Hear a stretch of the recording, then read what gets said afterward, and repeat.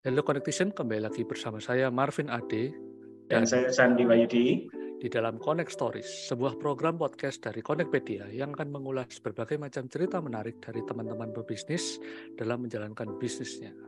Nah, kita akan mencoba menggali sisi lain yang mungkin jarang diceritakan oleh para pebisnis. Dalam episode kali ini, kita akan berbagi cerita kepada salah satu partner dari Connectpedia yang sudah banyak pengalaman, terutama di bisnis di digital ini ya, bersama dengan Bro Rico, CEO of Aratamart dan PlazaCamera.com. Halo, selamat siang nih Bro Rico ya, thank you. Siang, sama-sama Bro. Kita ganggu nih siang-siang ngobrol terkait apa kita ingin belajar nih dari Bro Rico nih. Oke, sama-sama belajar lah. Bagaimana kabarnya Bro Rico? Baik, sehat. Sehat ya, di akhir 2022 ya. Nah, mungkin awal-awal kita mau bertanya sih lebih ke arah, mungkin bisa ceritain sedikit dong bagaimana Bro Rico ini bisa berkecimpung di dunia bisnis, terutama mungkin banyaknya ke arah digital ya. Kalau dari sepak terjangnya ke Plaza Kamera, kemudian ke Aratamart, kemudian yang baru ini ada Arata Mills kemarin. Nah, mungkin bisa diceritain sedikit kok. Oke, kalau misalnya bisnis mungkin bawaan ya orang tua pedagang kelas 2 SD saya udah dagang gitu kan ya. Dagang ini dulu pewangi di dalam kotak pensil. Jadi dari kecil kayak jiwanya memang udah butir yang warna-warni itu ya. Betul, yes. Jadi beli 500 dari toko alat tulis gitu kan, terus diecer waktu itu. Lucu juga sih ketika zaman itu.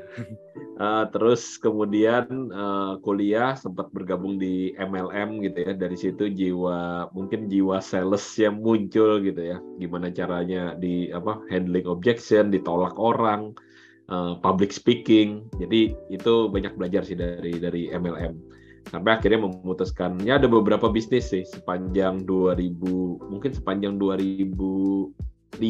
sampai 2012 sebelum memulai Plaza Kamera itu udah bermacam-macam bisnis. Ya ada yang berhasil menghasilkan pendapatan kayak gitu, ada juga yang gagal ya, but mostly gagal lah. Tapi terus kemudian 2011 akhir itu membangun Plaza Kamera di Kaskus, waktu itu forumnya Kaskus, karena memang senangnya di dunia digital. Tapi kalau kita ngomong digital marketing itu kan one of the channel aja sih sebenarnya ya. Jadi marketing is marketing, but digital is one of the channel. Jadi apa kita harus benar-benar full di digital? Menurut saya enggak juga, karena banyak aspek dari sebuah bisnis itu supaya berhasil, bukan cuma dari digital marketingnya aja, tapi macam-macam. Ya, terus Plaza Kamera sampai hari ini ada, terus kemudian di tengah-tengahnya ada beberapa diajak teman berbisnis, ada yang jadi komisaris juga di sebuah perusahaan agen properti sampai saat ini. Terus kemudian 2020 itu membangun sebuah aplikasi namanya Pesan Lokal. Terus kemudian yang pivot menjadi Aratamart di 2021 ya, dan sampai sekarang juga.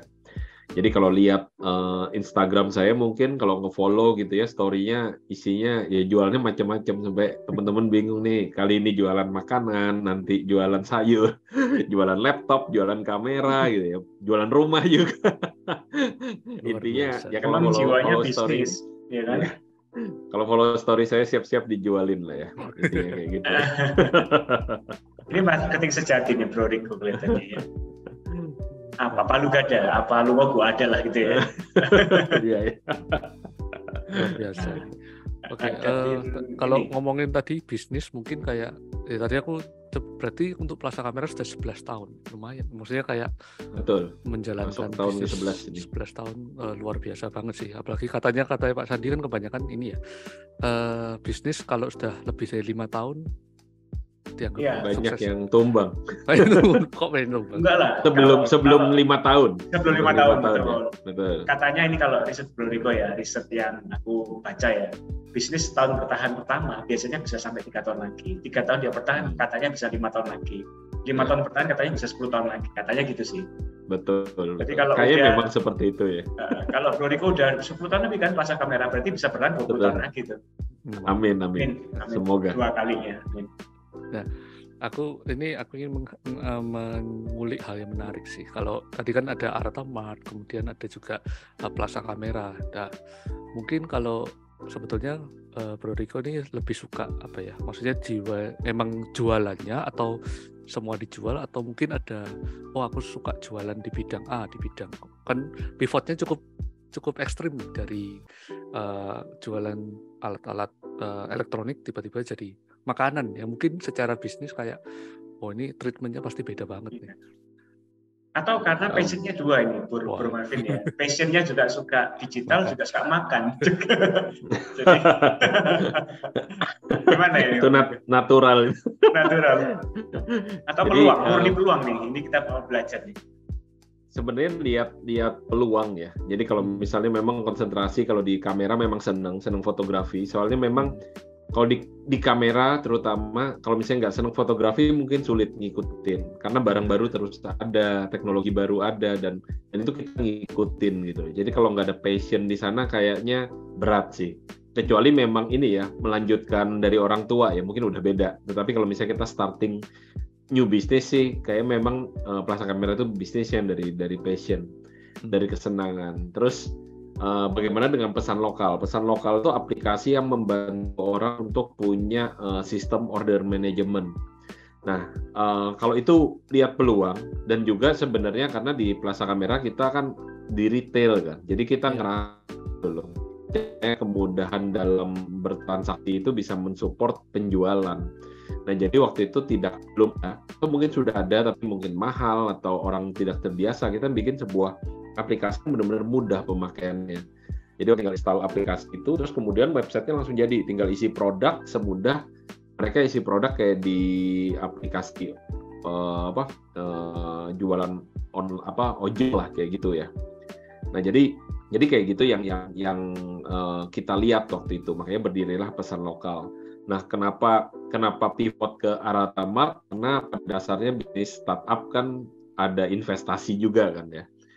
Pada dasarnya bisnisnya berhenti karena duitnya habis sih, simple as that lah. Karena runway kita tidak panjang, jadi kita udah ngelihat, ternyata monetize-nya berat.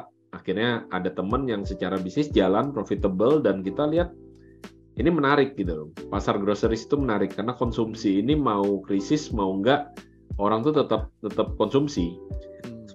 Dan yang kita masuk nih kan ke kebutuhan dasar kan, ke fresh, yaitu sayuran keras, buah kayak gitu, terus FMCG yang basic. Nah itu akan tetap bertahan. Ya mungkin orang mengurangi, tetapi orang nggak mungkin nggak makan. Jadi udah kita akhirnya masuk ke situ, kita lihat market size-nya cukup besar, dan secara online ada pemain-pemain besar di Jakarta seperti yang mungkin Sayur Box gitu ya, Segari, Tani Hub. Tapi kita lihat tetap freshness itu challenge. Jadi memang bisnis seperti ini cukup kuat kalau misalnya kita bisa localize dari sisi supplier, customer, bagaimana caranya menjaga barang ini tetap fresh misalnya dari supplier ke customer. Nah jadi kita lihat sebesar apapun perusahaan lain sebenarnya mereka punya challenge yang sama dengan kita. Jadi ya udahlah kita berani masuk ke situ, dan benar sekali dalam waktu yang cukup singkat gitu ya, karena pandemi kenaikannya fantastik. Jadi bisa dibilang apakah gara-gara seneng jualan? Enggak juga, tetapi yang kalau saya dilihat gitu ya, track record bisnis kayak gitu, saya senang menambahkan value sih. Jadi saya senang edit value.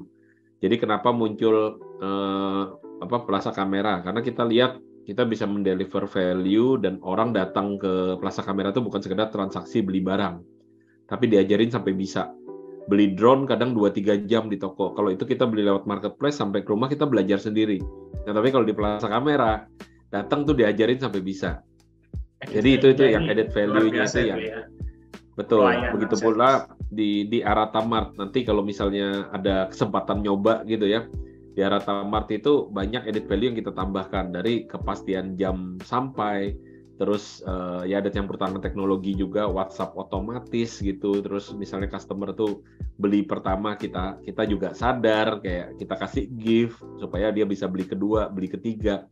Jadi added value yang seperti itu yang menyenangkan gitu loh di dunia bisnis. Dan kalau dapat feedback dari customer itu yang kita itu merasa bahwa something that we did itu making impact gitu. Walaupun ini kita ngomongnya impact bukan social impact kayak ya apa NGO kayak gitu, enggak lah ya. Tapi kalau kita ngomong in commercial terms lah, orang seneng karena barangnya tepat waktu, masaknya lebih enak.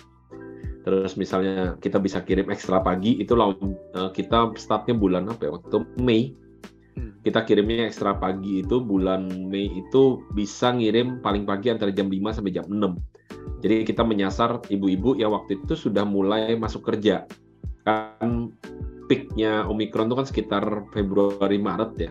Setelah itu kan mulai melandai, nah udah mulai banyak orang WFO kan masuk kerja. Anak-anak jadi kita lihat sekolah juga kan anak-anak. Betul, anak-anak mulai sekolah. Jadi kita lihat, wah ini berarti orang ini udah, kalau ibu yang misalnya memang suka masak gitu ya, memang mau provide makanan yang dia masak, mau berangkat jam 5 itu buka tukang sayur nyampe. Tapi kita udah bisa nyampe ke halaman rumah gitu di jam segitu.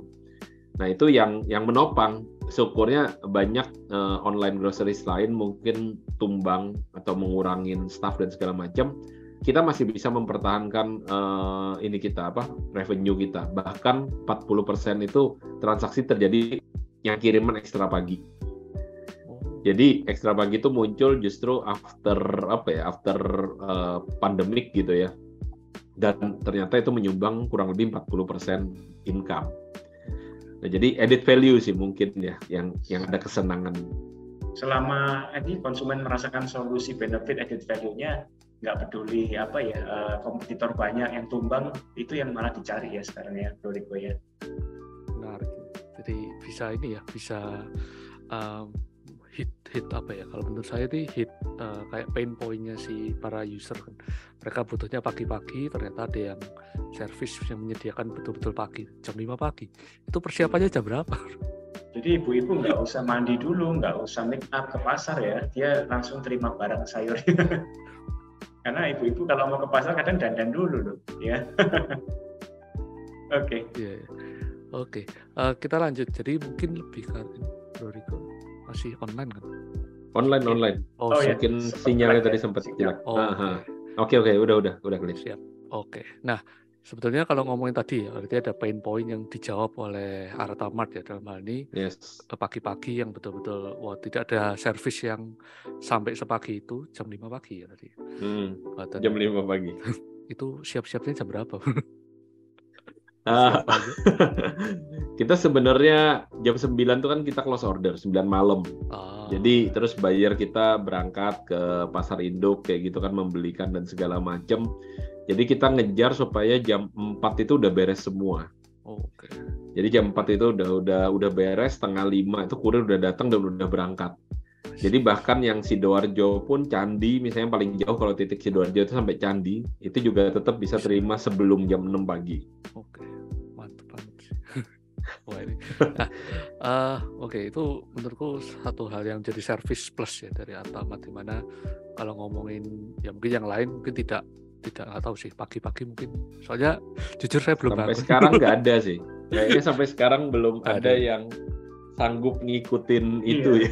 Nah itu yang menjadi diferensiasinya Artamart ya, berarti itu kan diferensiasi utamanya dibanding kompetitor. Betul. Jadi keunggulan utama ya. Kalau ngomongin keunggulan apa, nah di bisnis di era digital itu apakah keunggulan utama atau hal apa sih yang penting ketika membangun bisnis, terutama di era digital? Tadi kan ada something faktor, ada keunggulan ataupun perbedaan dan sebagainya. Mungkin Bro Riko bisa sharing mungkin aspek apa yang penting ketika membangun bisnis di era digital sekarang. Selain tadi added value tadi, jadi satu poin tuh added value. Oke, yang penting ya. Sebenarnya sih menemukan ini dulu ya, menemukan pasar. Karena kalau kita ngomong semua itu di drive-nya dari pasar. Baru kita menentukan cara kita berkomunikasi atau misalnya channel apa yang cocok. Jadi pada saat kita masuk ke Artamart, kita ngomong Artamart aja karena masih cukup baru lah hitungannya ya. Waktu itu kita lihat di pasar tuh udah ada sejenis. Ada beberapa aplikasi sejenis kayak gitu yang jualan. Dan kita ngelihat justru itu bagus. Karena apa? Kita saling benchmarking.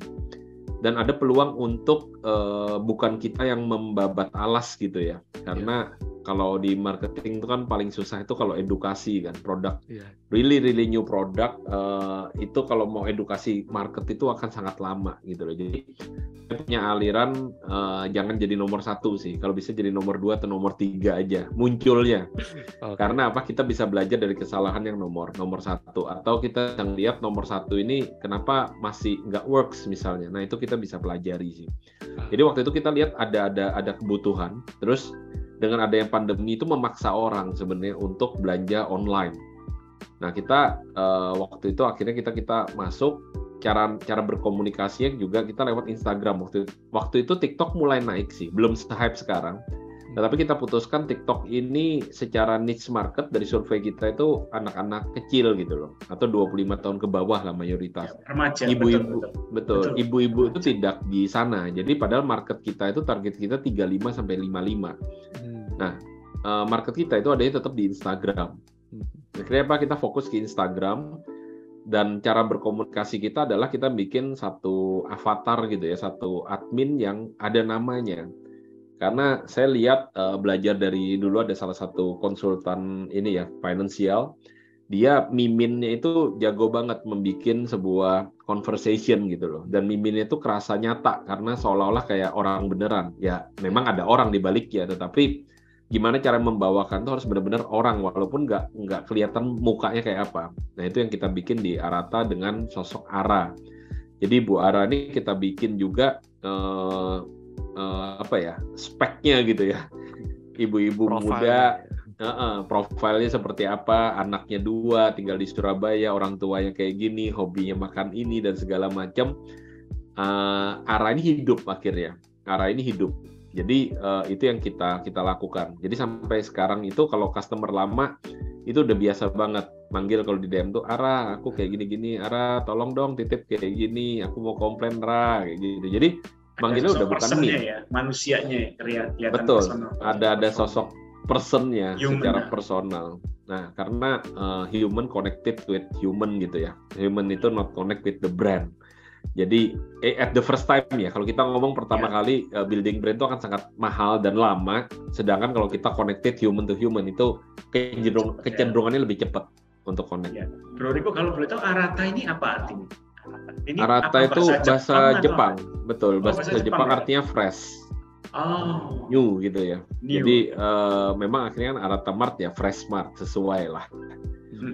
Ya kita mau, itu bagian dari marketing juga ya, kita mau ngehookkan gitu ya brand kita dengan Jepang, karena kalau Jepang tuh high quality, bisa diandalkan, hygiene, bersih, rapi ya. Kita mau connected ke sebuah hook yang orang itu udah punya stigma gitu loh, makanya dibikin di Arata Mart. Jadi kesannya seperti itu, walaupun kita belum kesana gitu ya, maksudnya kalau datang ke gudang mungkin hygiene-nya belum sampai setop perusahaan Jepang, tetapi dengan hook itu secara marketing sih mempengaruhi orang. Itu Bro Marvin juga Maru desain dari bahasa Jepang juga kita, Maru ya, betul ya? Betul. Oke, menarik ini. Jadi di mana suatu aspeknya ternyata terintegrasi ya semuanya, dari proses brand buildingnya sampai delivery dan berkomunikasi ke market itu jadi aspek penting dalam membangun bisnis, terutama di era digital, karena kan komunikasinya sekarang via teks juga, dan via enggak semuanya bertemu face to face gitu. Nah, betul. Mungkin kita lanjut ke salah satu yang ditunggu-tunggu orang mungkin. Kalau di fase ini, setelah ini kan kita di penghujung tahun 2022. Nah, ada next project nggak nih di tahun 2023? Atau mungkin ada something new dari, mungkin ada project baru ataupun hal lain. Bisa di-share Bro Riko. Spoiler ke Connect Design. Karena kelihatannya pebisnis ulung ini, setiap tahun mesti ada bisnis baru. Enggak juga. Justru nggak boleh sih kayak gitu. Berarti nggak fokus. Jadi mungkin kalau fokus kita 1 tahun ke depan sih kita mengembangkan Arata Mills ini, di mana kita udah bukan spoiler lagi sih, udah launching. Munculnya Arata Mills ini juga menarik karena setelah pandemic over gitu ya, kita ngerasa kayak untuk getting new customer itu lebih berat. Karena apa? Waktu pandemi itu orang kayak nggak ada pilihan gitu loh. Jadi temennya ngepost, aku belanja di Alfamart, dia langsung follow, mungkin langsung pesen. Karena kayak nyari toko online nih yang enak, yang on time, terus enak, clear, komplain juga bisa cepet kayak gitu. Itu waktu itu mungkin jarang. Sehingga apa, kalau ada satu temen puas kayak gitu, word of mouth itu lebih cepat. Nah, begitu pandeminya selesai, orang itu tidak memprioritaskan lagi. Jadi ini sebenarnya sesuai tesisnya kita lah waktu dulu memulai, karena apa? Kita percaya orang kalau belanja groceries atau belanja kebutuhan itu pada dasarnya tidak ada agama. Maksudnya nggak ada agama itu jalan ketemu Superindo ya ke Superindo, kalau ketemu hoki ya hoki. Kalau pas kemalaman misalnya papaya buka ya ke papaya, nggak ada kayak aku agama aku. Ya. Betul.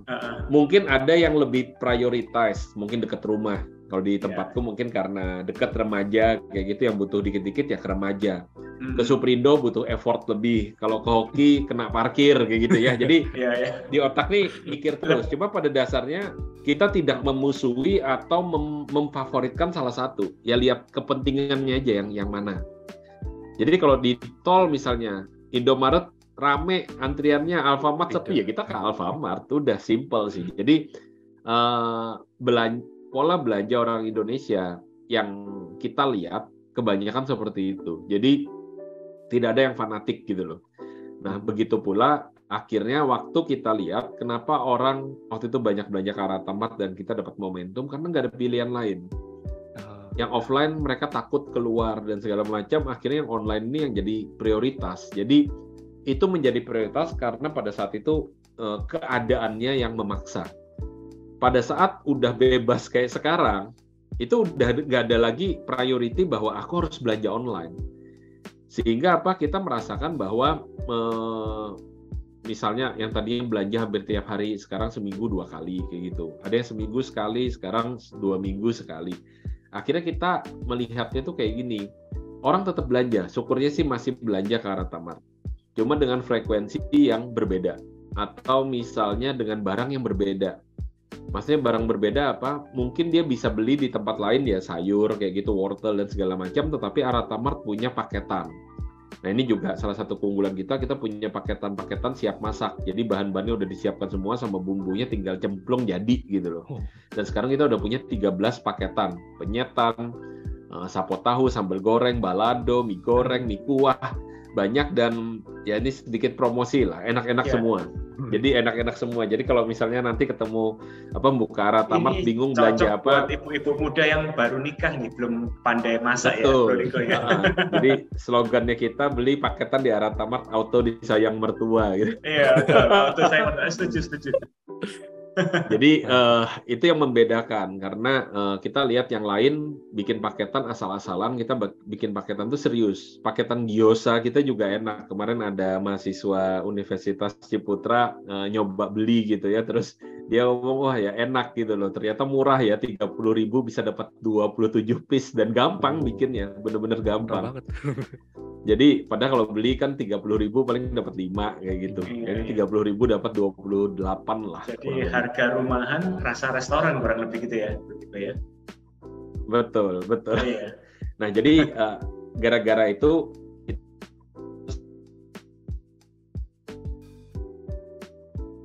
jadi kalau kita pivot ya, tapi lebih ke arah menambah jasa stack. Jadi ini udah ada punya Alfamart nih. Kita mau lihat layanan apa lagi yang bisa kita taruh di atasnya ini. Nah, jadi waktu itu ketemulah Meals, karena isunya 2 bulan lalu ya. 2 bulan lalu isunya itu kan premium kan naik tuh. Pertalite kan naik. Ya. Sehingga orang belanja beli makanan online, itu ongkos kirimnya jadi mahal. Pertama ongkos kirim mahal, terus kedua banyak fee, platform fee, order fee, packaging fee, parking fee. Itu listnya banyak gitu. Jadi barangnya cuma 30.000 misalnya, order fee berapa, platform fee berapa, packing fee, parking fee, total bisa jadi 70.000. Jadi akhirnya sering sekali, nggak tahu ya teman-teman yang nonton gimana, kalau saya kadang buka kerasa mahal, ya udah deh nggak jadi. Mahal ongkirnya. Benar. Nah, itu yang kita lihat. Sementara pemain platform food ini sebenarnya sudah membangun pasar. Udah mungkin 5 tahun ya mereka ngajarin orang tuh untuk berbelanja makanan tuh lewat aplikasi.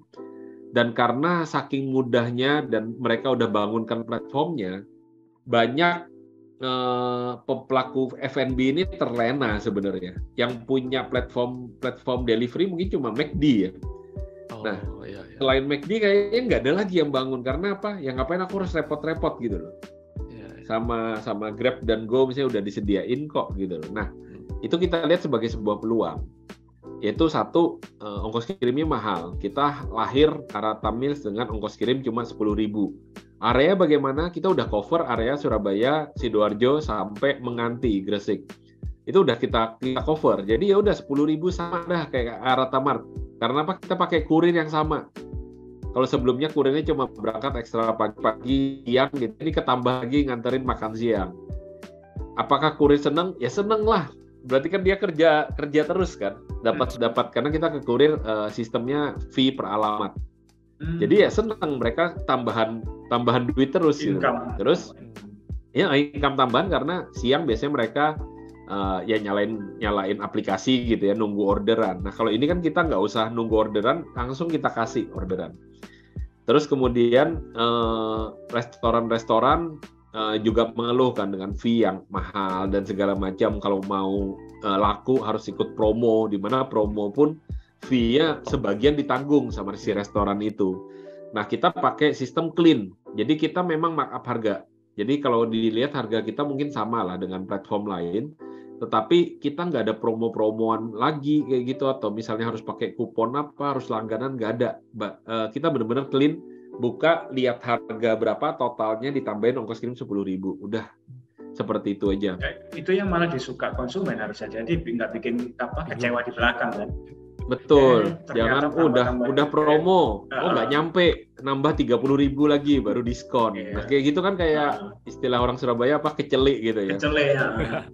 Nah itu yang terjadi. Kalau kita ya straight and clear karena memang keunggulan kita nggak di sana. Keunggulan kita itu gimana caranya orang tuh bisa belanja multiple restoran dengan satu kali ongkos kirim. Jadi misalnya contoh hari ini ya, kita buka ada lemper 168, terus ada lontong mie Babahoy di Kapas Kerampung, ada siomay Marcel di Darmo Permai. Hari ini kita buka 12 restoran. Itu bisa beli sedikit-sedikit semua dari 12 restoran itu, terus kemudian cuma satu kali ongkos kirim ke rumah. Itu yang memudahkan orang. Nah, kenapa bisa? Karena kita nggak bisa dong. Nggak bisa, karena kita batch sebenarnya.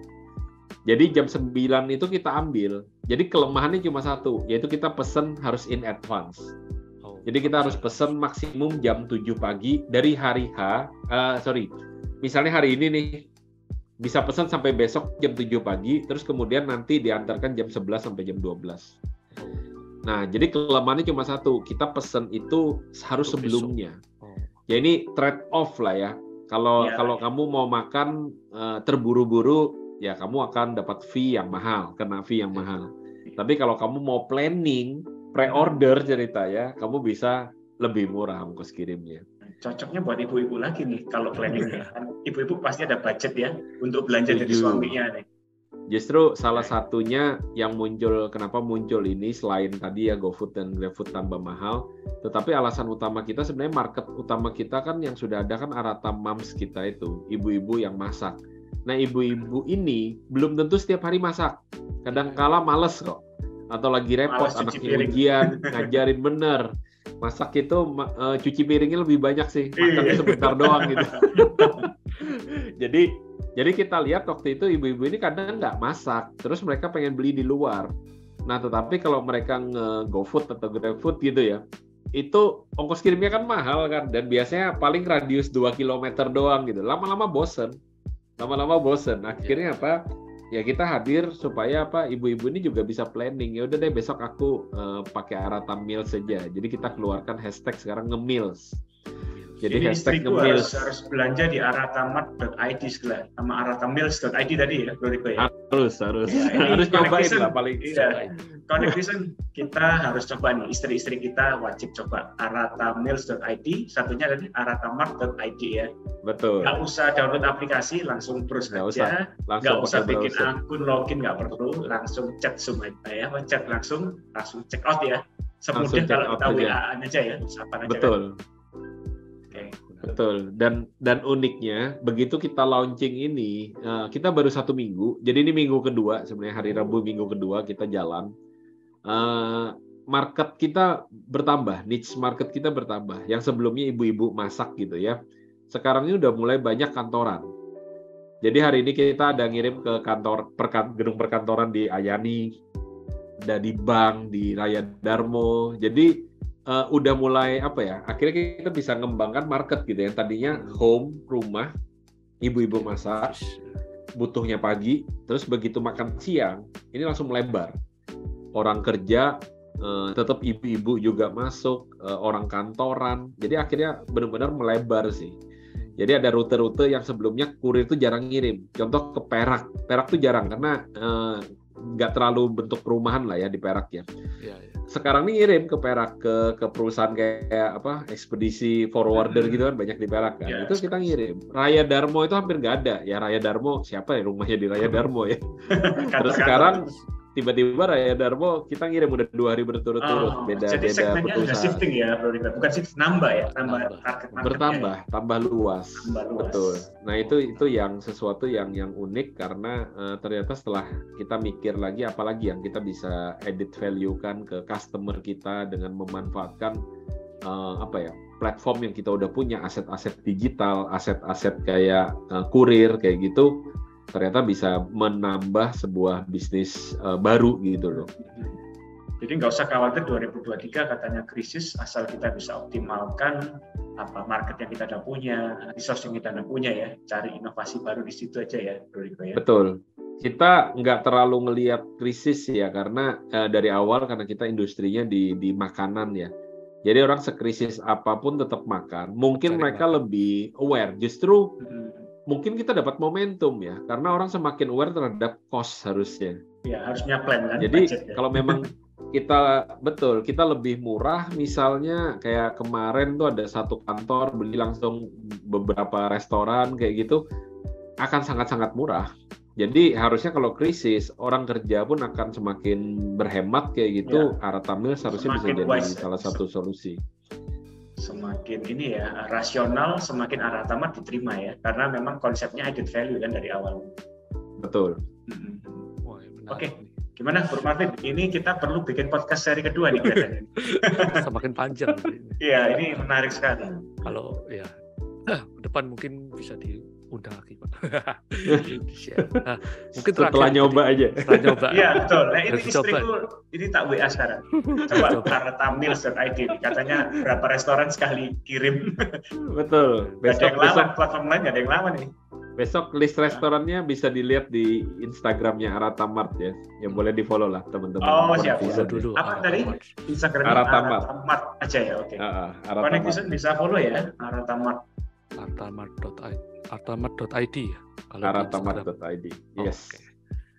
Oke, terakhir mungkin ini karena waktu ya kita supaya tidak terlalu panjang. Nah, terakhir mungkin kalau di sini Connect Vision mungkin ada yang berbisnisnya ada yang mungkin di konvensional ataupun digital, mungkin ada tips and trick dalam bisnis mungkin atau pesan dan kesan terhadap Connect Vision di sini ketika membangun bisnis atau menjalankan suatu bisnis, apa sih trik yang harus dilakukan gitu. 1-2 aja boleh.